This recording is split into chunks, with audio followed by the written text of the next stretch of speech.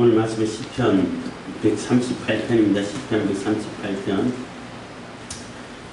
만물 위에 뛰어난 주님의 위엄을 노래하고 있습니다. 모든 만물 위에 뛰어나신 하나님이신 우리의 주님이신 하나님이 얼마나 많은 위엄을 가지시고 또 우리에게 얼마나 은혜를 베풀어 주시고 우리를 살펴봐 주시는지를 노래하는 시입니다. 다윗의 시겠는데 이 시는 다윗이 138편부터 143편까지 4편까지 이게 다윗의 시를 묶어놨어요. 145편부터 150편까지는 이제 제3 할렐 시 해가지고 할렐루야로 시작해서 할렐루야로 끝나는 시인데 그 앞에 다윗의 시 모음을 이렇게 모아놨습니다. 138편은 그 다윗의 시라는 얘기만 나왔지 그 배경이 어떤 배경에 의해서 쓰는지를 나와 있지 않아요. 그래서 추측하기를 다윗이 주변에 있는 모든 나라들, 족속들을 다 이렇게 제압하고 거기서 이제 조공을 받고 제압하고 난 다음에 쓴 시일 거다 이렇게 추측하는 사람이 있는가 하면은 아니다. 물론 그걸 포함해가지고 다윗이 이제 말년에 그 과거를 돌아보면서 쓴 시일 것이다. 이렇게 추측하는 사람이 있다고 해요. 어쨌든 간에 분명한 것은 다윗이 과거를 돌아보면서 하나님께서 어떻게 인도해 오셨고 이끌어 주셨는지 그러므로 말미암아서 이 모든 것이 다 하나님께서 이렇게 이루셨기 때문에 그 하나님께 온전한 영광과 찬송을 돌려야 됩니다. 그리고 마지막까지 하나님께서 나를 붙들어 주셔서 내게 향한 그 모든 계획들을 완전히 이루어 주십시오 하고 고백하는 것이다 라고 이렇게 생각할 수 있다는 것입니다. 그래서 이 시는 찬양시, 감사시 이렇게 표현할 수도 있습니다. 그래서 하나님이 어떠한 하나님이신지를 이렇게 노래하고 그 모든 만물 위에 모든 존재 위에 뛰어나신 그 하나님을 찬양하는 찬양시라고도 말할 수 있습니다. 1절입니다. 내가 전심으로 주께 감사하며 신들 앞에서 주께 찬양하리이다. 그래서 내가 전심으로 찬양한다는 거예요. 이게 중요한 거죠. 모든 마음을 들여서 마음 한구석에는 한 20, 30%는 한 2%, 3%는 딴 데 마음을 두고 98%, 97%, 98% 하나님께 드리겠습니다. 이게 아니라는 얘기예요. 그 나머지 2, 3%도 다 하나님께를 향해서 하나님께 전심으로 내 모든 마음을 들여서 정말로 진심으로 정말로 마음속 깊은 곳에서 우러나는 이런 찬양을 하나님께 드리겠다는 거죠. 그게 찬양하는 사람들이 자세인 거예요. 모든 사람들이 전심으로 하나님을 찬양할 때 하나님께서 그 찬양을 기뻐 받으시는 겁니다. 그리고 때가 되면은 모든 사람이 전심으로 찬양할 수밖에 없는 때가 와요. 예수님께서 재림하셔서 최후의 심판을 이루시고 그래서 이제 구원받을 자, 심판받을 자 해서 다 심판하고 나면은 그들은 좋든 싫든 간에 전심으로 찬양할 수밖에 없어요. 왜냐하면은 물론 구원받은 자들은 감사하고 감격함으로 기쁨으로 이렇게 정말로 이렇게 하나님께 경외하면서 찬양하겠지만은 심판받은 자들도 막 원망하고 불평하고 또 이렇게 하면서도 후회하며 하고 하면서도 하나님은 전능하신 분이시고 모든 것을 주관하신 분이십니다. 내가 그동안 너무 몰라서 이런 심판을 받습니다 하는 그러한 마음으로 심판받고 괴로운 마음으로 하나님을 찬양할 수밖에 없는 그런 때가 오지요. 그게 이제 최후의 심판이라고 말할 수 있습니다. 어쨌든 이 다윗은 과거를 돌아보면서 정말로 하나님께 전심으로 찬양할 수밖에 없습니다 라고 고백하는 거예요. 왜냐하면 그 순간순간마다 얼마나 이렇게 위기를 많이 넘기고 죽을 고비를 많이 넘기고 그럴 때마다 하나님 도와주시고 심지어는 다윗이 좀 교만하고 잠깐 착각해가지고 하나님 잊어버리고 또 죄에 빠져가지고 범죄에 빠져서 막 혼란스럽고 막 이럴 때도 하나님께서 버리지 않으시고 끝까지 다윗을 이렇게 지켜주시고 또 용서해 주시고 또 돌이키게 해주시고 회개할 기회를 주셔서 받아주시고 다시 이제 다윗이 정상적으로 이렇게 그 정상적인 그 모습을 갖출 때까지 하나님께서 받아주신 거 생각하고 할 때에 얼마나 감사하냐는 겁니다. 그래서 전심으로 주님께 찬양하며 찬양한다는 겁니다. 신들 앞에서 주께 찬양하리이다 해서 이것이 신들이라고 표현을 하는데, 이 신들이 누구냐 무엇이냐, 많은 사람들이 천사들이다 이렇게 표현하는 사람이 있는가 하면은, 또 사람들이 신으로 섬기는 존재들이 있잖아요. 아무것도 아닌 존재도 신으로 섬기고, 또 정말로 이렇게 이상한 것도 섬기고, 그리고 또 실질적으로 영과 그렇게 인간보다 뛰어난 영적인 문제 있잖아요. 천사도 그렇고, 또 악한 영도 그렇고, 또 그런 자들을 또 이렇게 신으로 섬기는 그런 모든 존재를 얘기한다 라고 표현하기도 합니다. 그래서 사람들이 신이라고 이제 생각하고 있는 그러한 이방 신들, 그러한 신들 앞에서 그거는 찬양의 대상이 아니다. 하나님만이 찬양이 받으실 분이시다라고 이렇게 찬양한다라고 이렇게 해석하기도 합니다. 그래서 천사들이라고 주로 많이 해석을 하는데, 천사들이 쫙 모여있고 그들 앞에서, 그래서 천사들이 주로 이제 생각할 때 이제 사극 같은 데 보면은 어전회의를 하잖아요. 왕이 보좌에 딱 앉아있고 주변에 또 신하들이 쫙 앉거나 서 있고, 거기서 이제 무슨 회의를 하는데, 그러한 모습을 상상하면서 그곳에서 그 왕 대신 하나님을 찬양합니다 하는 그러한 표현으로 많이 이렇게 해석을 합니다. 그래서 그러한 모습을 생각하시면 될 것이다 라고 이렇게 설명드릴 수 있습니다.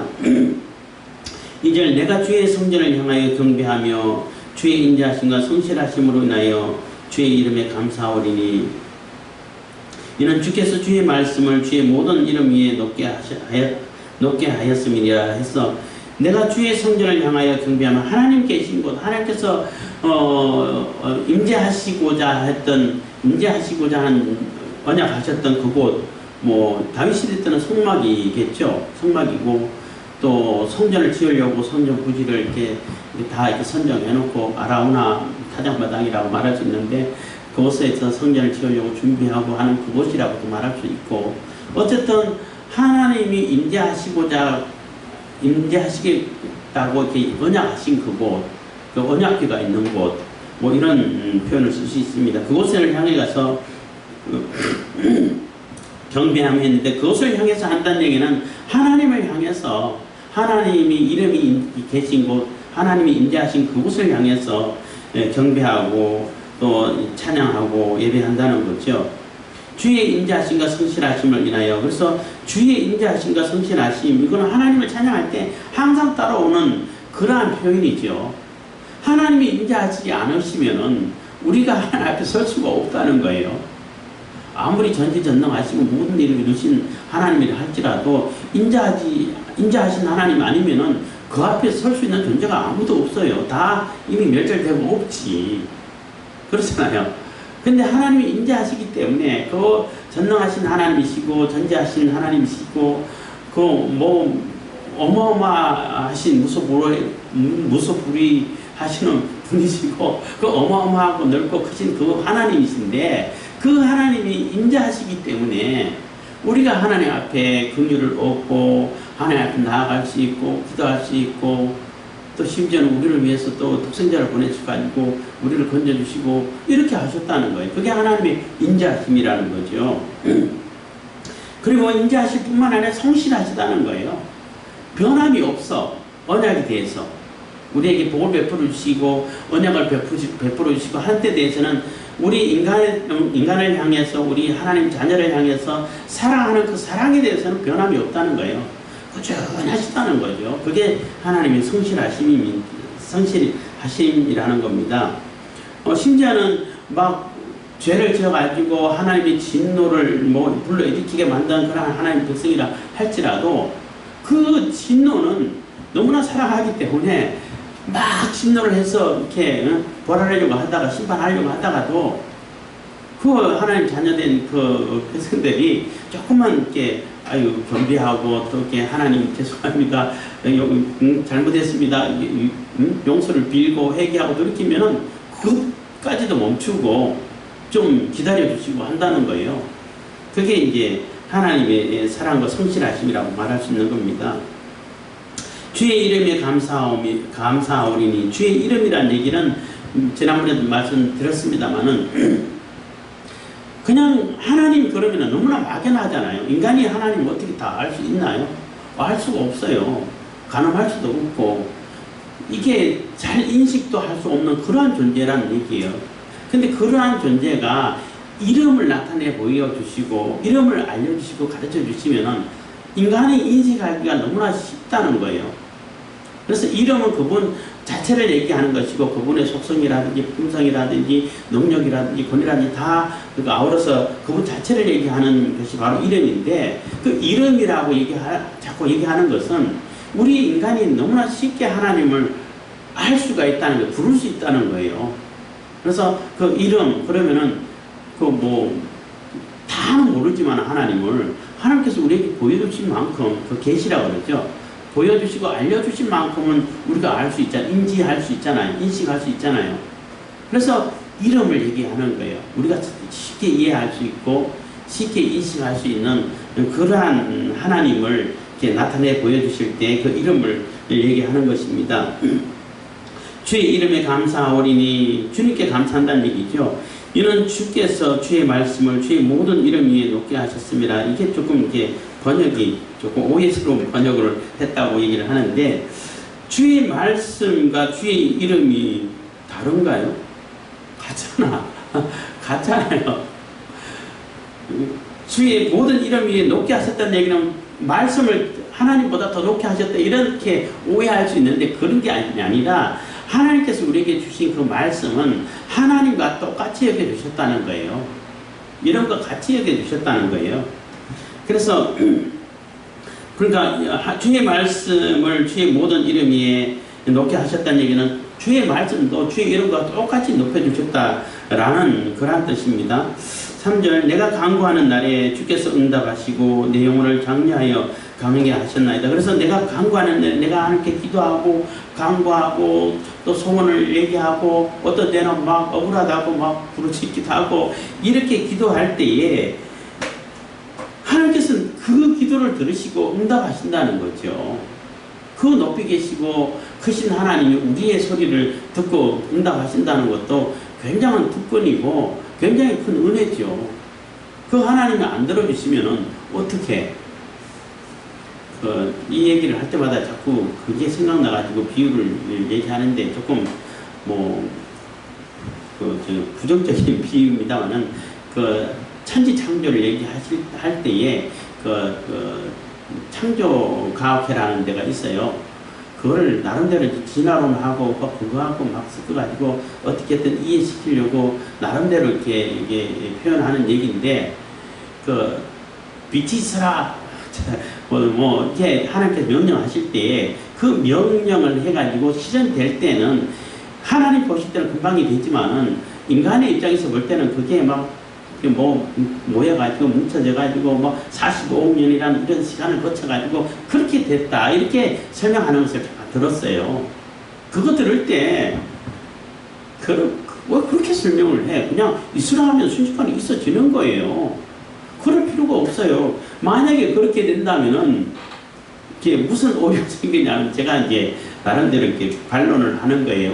논리 비약했다고 말할 수도 있는데, 논리 비약까지는 아닐 수 있죠. 왜냐하면은, 근데 내가 하나님께 기도를 했어. 기도해서 하나님이시니까 금방 들으셔. 근데 응답을 한다고, 이렇게 응답을 보내주셨는데, 그게 45억 년 걸려갖고 온다고 생각해 보세요. 응답 받을 수 있어요? 없잖아. 그렇잖아요. 그러니까 그거는 너무 인간적인 생각이고, 진화론하고 막 연결시켜가지고 해석하려고 하다 보니까 그런 오류가 있는데, 하나님이신데, 아니 45억 년이 아니라 45초만 해도 할 수 있는 거죠. 있으라고 하면 그냥 있어지는 거예요. 거기는 시간도 필요 없어요. 응? 우리 지구 나이가 한 6,000년에서 10,000년 정도 된다고 누가 이렇게 얘기했을 때, 그분도 그런 질문이 있을 거라고 생각을 못했기 때문에 준비를 못해가지고 우물쭈물 대답을 못하시는 그러한 모습이 있었던, 문재인 정부도 있었던 것 같은데, 미리 그런 질문이 있을 거라고 생각해서 미리 준비했을 거라고 생각해요. 그리고 그 과학이냐 과학이라고까지 대답했는데 뭐 더 이상 이렇게 뭐 대답할 기회도 안 주고 이제 그냥 넘어갔는데, 아니 6천년이 아니라 6초만 해도 할 수 있는 거죠. 하나님이신데. 그래서 그거 할 때마다 맨날 하는 얘기가 먼지 덩어리가 45년 지난다고 지구가 됩니까? 안 돼요. 하나님께서 창조 조물주가 만드셨기 때문에 있는 거예요. 맨날 하는 얘기지만은 이 리모컨도 마찬가지고 전화기도 마찬가지고 45년 지난다고 그 전화기가 만들어집니까? 안 만들어져요. 근데 지구는 그 리모컨이나 핸드폰보다도 너무나 복잡하고 정교해요. 근데 그게 45년 지난다고 지구가 되냐고. 그게 안 돼요. 그리고 만약에 그렇게 된다면은 지구가 하나만 있으면 안 되지. 그 빅뱅 해가지고 터져가지고 뭐 흩어진 그 먼지 덩어리가 한두 개가 있겠어요? 여러 개 수많은 지구가 있어야지. 그 지구가 도는 그 궤도에 먼지 덩어리 한 개만 날아갔을까? 아니죠. 그러니까 그 말 자체가 안 되는 거예요. 그거는 논리상으로도 안 맞고 정말 과학적이지도 않아요. 그러니까 만들었다라고 하는 것이 과학적인 거예요. 요렇게 계획하고 설계해가지고 요렇게 만드셨다, 조물주가. 그게 하나님이시다. 그러니까 만들 수 있는 존재가 만들면은 누구나 쉽죠. 이게 리모컨이라든지 핸드폰도 만들 수 있는 능력이 있는 인간이 만들었다 그러면은 그게 이익을 가지. 이게 저절로 생겨서 그러면 이익이 가겠어요? 얘기가 자꾸 이렇게 하다 이렇게 많이 딴 데로 새버렸는데, 그래서 내가 강구하는 날에 주께서 응답하시고 응답한다는 얘기 때문에 자꾸 또 딴 데로 새는데, 우리에게 응답하시는 하나님이 계시다는 게 얼마나 감사한데요. 굉장히 큰 감사고 특권이고 큰 은혜라는 겁니다. 그래서 응답하시고, 그러니까 다윗이 과거를 돌아볼 때에 자기에게 이렇게 응답해 주시고 자기의 기도를 들어주셨다는 것이 너무나 감사하고 감격하고 찬양할 수밖에 없다는 겁니다. 그리고 응답하셨는데 어떻게 응답하셨냐면 내 영혼을 장려하여 강하게 하셨나이다. 그럼 내 영혼을 장려한다는 얘기는 이렇게 자꾸 이렇게 용기를 넣어준다는 얘기잖아요. 장려상 이런 것도 있잖아. 너 잘하면은 정말 잘할 수 있어. 조금만 더 노력하면은 더 잘할 수 있고 굉장히 발전 가능성이 있어. 한번 해봐 할 수 있어 하는 거야. 하면 돼. 이렇게 용기를 넣어주는 것이 장려잖아요. 그것처럼 우리 영혼을 이렇게 영혼에게 힘을 넣어 주셔가지고 다윗이 힘들고 지치고 이제 그만했으면 좋겠습니다. 이럴 때도 있고 할 때마다 하나님께서 힘을 넣어 주셔가지고 내 영혼을 소생케 하고 힘 주시고 능력을 주셔서 이렇게 강하게 다시 일어설 수 있게 하셨다는 거예요. 그래서 강하게 하셔가지고 주변에 있는 나라들을 다 제압하고 하나님께서 약속하신 그 땅을 다 차지할 수 있도록 이렇게 강하게 하나님만, 여호와 하나님만 정말 하나님 되심을 찬양할 수 있게 해주셨습니다. 라고 고백을 하는 것입니다. 4절 여호와의 땅의 열왕이 주께 감사할 것은 저희가 주의 입의 말씀을 들음이오며, 그래서 여호와의 땅의 열왕이 이 땅의 주변에 있는 열왕들도 결국은 다 하나님께 감사하고 하나님을 찬양하게 된다는 거죠. 그래서 복음이 온 세계에 전파돼서 결국은 다 이렇게 찬양하게 되는 것입니다. 다윗 시대 때는 다윗의 이제 제후국이라고 말할 수도 있죠. 주변에 있는 조공을 바치는 그런 나라들이 하나님께 감사할 수밖에 없는 그런 상황이기도 합니다. 그래서 여호와의 땅의 열왕이 주께 감사할 것은 저희가 주의 입의 말씀을 들으니오며, 그래서 하나님 말씀을 듣게 되면은 복음이 전파돼 가지고 하나님 말씀을 듣고 그 말씀을 받아들이고 영접하고 깨닫게 되면은 당연히 하나님을 찬양할 수밖에 없게 되죠. 그래서 그 하나님을 찬양하게 된다는 것입니다. 하나님 말씀 들었기 때문에. 5절 저희가 여호와의 도를 노래할 것은 여호와의 영광이 크심이니이다. 그래서 저희가 여호와의 도를 노래한다. 하나님께서 세워놓으신 그 길, 언약 길, 계획하심 이런 것이 여호와의 도라고 말할 수 있는데, 그 하나님께서 이루시고자 하는 그 모든 계획이라고도 말할 수 있는데, 그것을 여호와의 도를 노래할 것은 노래하고 또 찬양하고 그것을 또 이렇게 기뻐하는 것은 여호와의 영광이 크심이니라. 그것은 하나님의 영광이라는 거예요. 그래서 하나님께서 계획해 놓으시고 모든 것을 이루어 가지는 그것은 그것 자체가 하나님의 영광이라는 거예요. 왜냐하면 하나님은 그렇게 하실 수 있기 때문에. 그래서 하나님께서는 모든 것을 계획해 놓으시고 그 계획대로 그대로 이루어 가신다는 거예요. 그것은 하나님만 할 수 있다는 겁니다. 하나님만 할 수 있는데 자꾸 이렇게 어떤 세력이 맨날 교수 얘기하는데 이 얘기만 나오면은 자꾸 따라하려고 하고 자기가 하나님이라고 사람들에게 속이고 가스라이팅이라고 그러죠. 자꾸 이제 세뇌시켜가지고 자기가 하나님인 것처럼 그렇게 따라하는데 안 되죠. 되는 것처럼 보이게끔 하고 사람들이 그렇게 된다라고 속이고 있는데 안 되죠. 하나님처럼 못 되죠. 그렇지만 하나님은 이게 그것을 다 이룰 수 있다는 겁니다. 그래서 저희가 여호와의 도를 노래할 것은 여호와의 영광이 크심이니이다. 어마어마하게 크시고 위대하시다는 것입니다. 놀랍고 6절입니다. 여호와께서 높이 계셔도 낮은 자를 하감하시며 멀리서도 교만한 자를 아시나이다. 그래서 여호와께서 높이 계셔도 이게 높이 계신다는 얘기는 사실 이렇게 거리를 가지고 얘기하는 건 아니에요. 물론 이게 거리로 생각할 수도 있죠. 왜냐하면 우리는 이 지구에 사는데 하나님은 3층 하늘에 계시잖아. 그러니까 얼마나 높이 계셔요. 그러니까 대기권을 벗어서 우주를 벗어가지고 거기 우주 위에 그 밖에 계신데 얼마나 높이 계시겠어요. 그렇게 거리로 생각할 수도 있겠지만은 우리와 차원이 다른 곳에 계신다는 얘기예요. 거리가 아니라 물론 거리로 생각할 수도 있겠지만은 그만큼 어마어마하신 분이시고 위대하시고 우리하고는 비교가 될 수 없는 그러한 높은 차원에 계신 그러한 분이시지만은 그러한 분이면은 우리 같은 티끌과 같은 존재를 관심 있게 보시겠냐는 거예요. 그렇지만은 그 위대하신 분이 크시고 높이 계신 분이 우리를 다 살펴보시고 다 감찰하시고 우리에 대해서 모르는 것이 없게 된다는 거죠. 물론 하나님께서 우리를 지으신 것 자체가 우리를 살펴보고 우리에게 우리를 통해 가지고 하나님께 영화롭게 되기 위해서 하나님께 영광받고 하나님 찬양하기 위해서 이렇게 택하시고 만드셨는데 모르시겠어요? 다 아시지. 그래서 어마어마하게 높이 계시고 차원이 다르시고 이런 분이심에도 불구하고 우리에 대해서는 세세하게 감찰하시고 다 알고 계신다는 겁니다. 그래서 낮은 자를 하감하시며 멀리서도 교만한 사람들은 하나님이 없다고 그러고 하나님 절대 모를 거야 이렇게 얘기하잖아요. 다 아신다는 거예요. 다 살펴보고 계신다는 거죠. 누가 교만한지 누가 그런 얘기를 하는지 다 알고 계시고 살펴보신다는 겁니다. 7절 내가 환난 중에 다닐지라도 주께서 나를 소생케 하시고 주의 손을 펴사 내 원수들의 노를 막으시며 주의 오른손이 나를 구원하시리이다. 그래서 내가 환난 중에 다닐지라도 내가 어려움을 당하고 내가 이 세상 살아갈 때 막 고난을 겪고 죽을 위기를 당하고 사망의 엄청난 골짜기를 지나가고 이런 상황이 벌어진다는 얘기예요.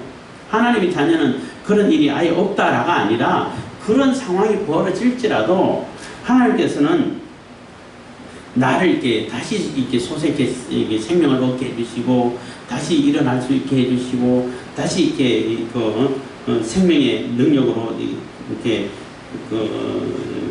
다시 이렇게 시작할 수 있도록 다시 이렇게 생명이 싹 터서 죽은 것처럼 보이다가 다시 일어나서 살 수 있도록 이렇게 만들어 주셨다는 겁니다.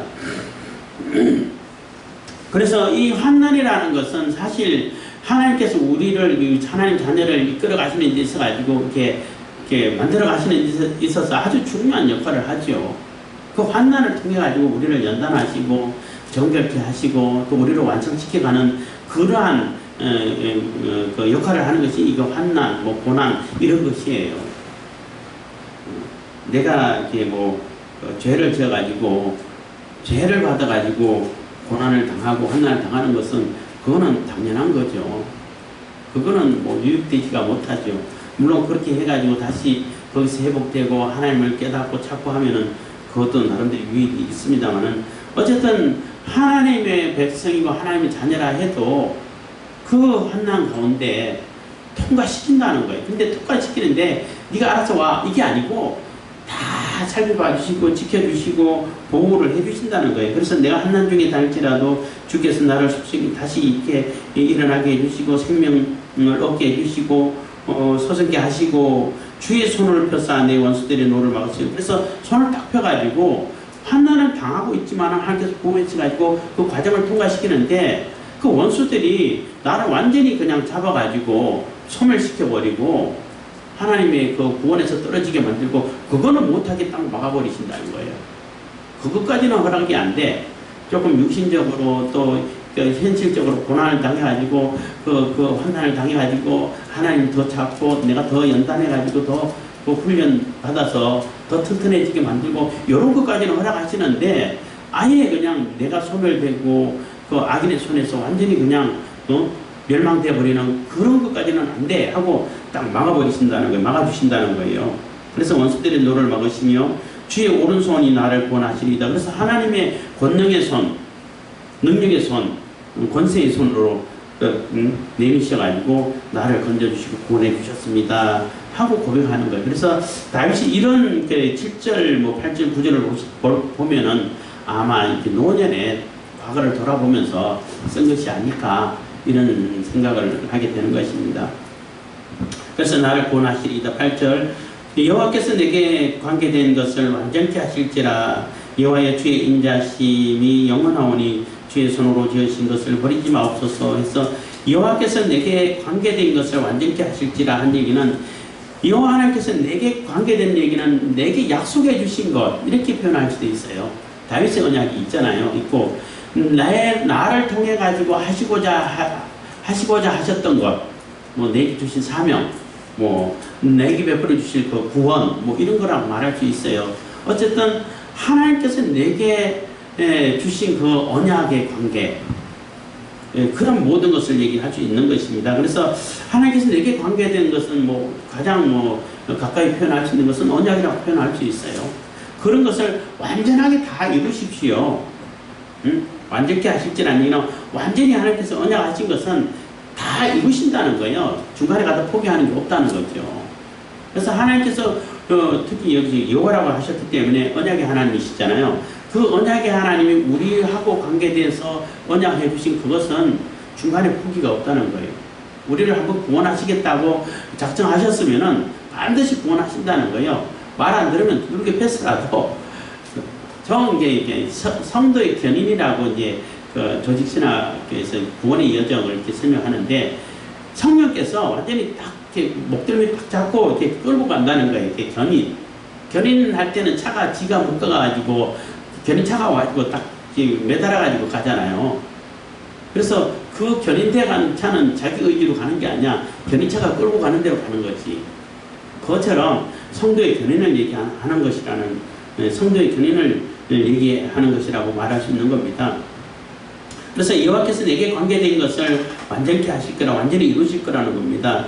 여호와의 주의 인자심을 영원하오니 그래서 하나님의 인자심이 영원하시기 때문에 그렇게 완전케 하고 완전히 이제 완전하게 이루어 가시고 완전하게 이렇게 성취시키신다는 것입니다. 그렇게 영원하시고 영원한 인자하심이 있었으니까 주의 손으로 지으신 것을 버리지 마옵소서. 여기서 주의 손으로 지으신 것이 모든 존재는 다 하나님께서 지으셨죠. 그렇지만 특히 여기서 말하는 주의 손으로 지으신 것은 하나님의 언약으로 지으신 하나님께서 언약으로 구원하실 자 이렇게 얘기할 수도 있어요. 그렇게 해서 하나님께서 구원하시고 구원하시겠다고 언약하신 그 백성, 그 주님의 소유, 그것은 절대 버리지 말아주십시오. 안 버리신다는 것을 믿겠습니다. 라는 얘기가 된다는 거예요. 하나님께서 지으셨지만 하나님을 인정하지 않고 하나님의 말씀을 받아들이지 않고 하나님을 거부하고 거역하는 자들은 버리죠. 어디다 버리냐면 지옥에 버리죠. 버리셔요. 하나님은 자기 창조물을 절대 심판하지 않으십니다. 라고 이렇게 안티크리스찬이 뭐 광고를 막 해가지고 오래됐습니다만은 버스 광고에 붙여갖고 그렇게 하는데 심판하셔요. 심판하신다고. 근데 여기서 말하는 거는 말하는 다윗이 얘기하는 주의 손으로 지으신 것은 언약으로 지으셨고 구원하시겠다고 하는 하나님께서 하나님을 영접하고 하나님의 자녀 삼으신 그 백성은 절대 버리지 않으십니다. 라는 고백이 된다는 거예요. 버리지 마십시오 하는 얘기는 버릴 거니까 버려질까봐 두려워가지고 이렇게 아니라 하는 것이 아니라 절대 버리지 않으실 것입니다. 라는 고백이 된다는 거죠. 물론 다윗이 죄를 지어가지고 하나님께 우리 하나님께 버림 받는 게 아닐까 이런 생각을 잠시 했을 수도 있겠죠. 하나님 잊어버리고 죄에 빠져가지고 심판당하고 이런 경험이 있는데 그래도 날 버리지 마시고 끝까지 다윗의 언약을 이루십시오. 라는 얘기도 될 수 있다는 것입니다. 그래서 하나님께서 한번 이렇게 구원을 이렇게 언약하셨고 구원한 백성은 절대 버리지 않으십니다. 버리지 마십시오 하고 고백하는 것이라고 말할 수 있는 것입니다. 그래서 다윗이 과거를 돌아보면서 하나님께서 어떻게 자신을 이끌어 오셨는지 어떻게 그 언약을 이루어 가시는지 또 다윗이 연약하고 넘어지고 혼란에 빠지고 또 죄에 빠지고 했을 때도 다 이렇게 건져내 주셔가지고 권능의 손으로 하나님의 오른손으로 건져내 주셔가지고 이렇게 하나님의 계획대로 하나님의 도를 따라서 하나님의 언약하신 대로 이루고 가시는 것을 볼 때에 찬양하지 않을 수 있겠냐는 거예요. 찬양할 수밖에 없다는 것입니다. 그래서 구원의 백성이 하나님을 높여 부르고 찬양할 때 그걸 보고 새노래라 그러거든요. 새노래라 그러는데 그 새노래의 찬양을 구원의 찬양을 할 수밖에 없다는 겁니다. 하게 된다는 거죠. 그래서 우리 하나님의 백성으로서 하나님께서 선택해 주시고 택해 주시고 구원해 주시고 구원으로 이끌어가 주시고 하나님께서 완전히 이루어 가시는 그 하나님을 모든 존재가 모든 만물 위에서 높여지는 그 하나님의 위엄을 찬양할 수밖에 없고 다윗도 역시 찬양하고 있다는 것입니다. 그래서 우리도 하나님을 영원히 찬양할 수 있기를 바라겠습니다. 기도하겠습니다. 사랑해 주셔서 감사합니다. 이 시간에도 은혜 없고 베푸심 감사드립니다.